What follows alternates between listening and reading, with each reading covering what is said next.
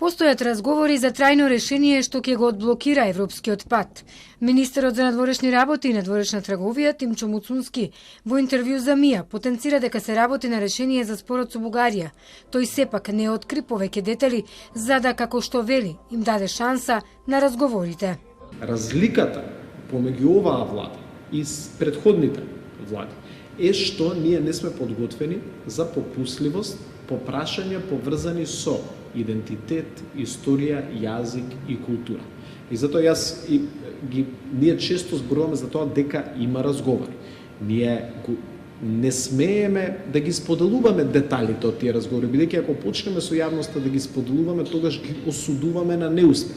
Но граѓаните треба да бидат спокојни дека нашата влада јасно знае како го има добиено својот легитимитет, јасно го следи ставот на граѓаните по однос на ова прашање и има јасно нацртани црвени линии и позиции и прашања за кои што не е подготвена да преговара. Така да работиме на решение, но ќе повторам, не решение по секоја цена и не решение кое што само по себе нема да биде одржливо и кое што ќе создава ризици да повторно бидеме во оваа ситуација во која што се наоѓаме сега.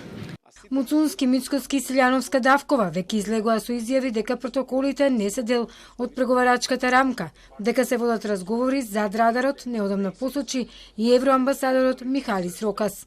Според него, политичарите во Македонија не се против уставните измени, но бараат гаранции дека тоа ќе биде последниот услов и нема да бидат опфатени македонскиот јазик и идентитет.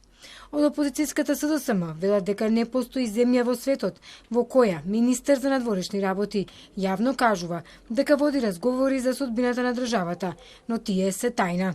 Според опозицијата не станува збор за никаква непопустливост, а државниот врв веќе го потврдил успехот на претходната влада.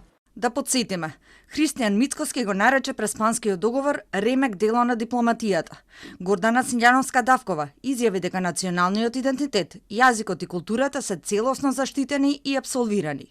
Истиот Тимчо Муцунски изјави дека НАТО е одлична работа, не само за безбедноста на граѓаните, туку и за странските инвеститори, кои ги избркаа.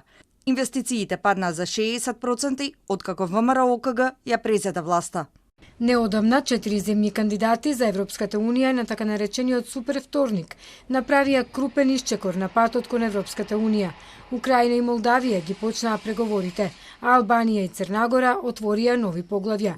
Европските представници порачаа дека и Македонија треба да го следи истиот пат.